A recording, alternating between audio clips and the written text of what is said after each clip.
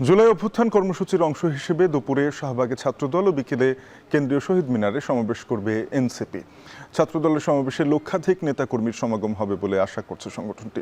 অন্যদিকে নতুন বাংলাদেশের ইশতেহার দিতে কেন্দ্রীয় শহীদ মিনারে জনসমাবেশ করবে এনসিপি। দুই সমাবেশকে কেন্দ্র করে নগরীর বিভিন্ন গুরুত্বপূর্ণ সড়কে যান চলাচলে বিধিনিষেধ আরোপ করেছে ডিএমপি। শনিবার রাতে রাজধানীর শাহবাগ এলাকা ঘুরে দেখা গেছে এরই মধ্যে ছাত্র সমাবেশের প্রস্তুতি নিতে শুরু করেছে সংগঠনের নেতাকর্মীরা। শাহবাগ মেট্রো স্টেশনের নিচের দিকে মঞ্চ প্রস্তুতের কাজ চলছে। অন্যদিকে নতুন বাংলাদেশের ইশতেহার দিতে কেন্দ্রীয় শহীদ মিনারে বিকেল ৩টায় জনসমাবেশ করবে জাতীয় নাগরিক পার্টি।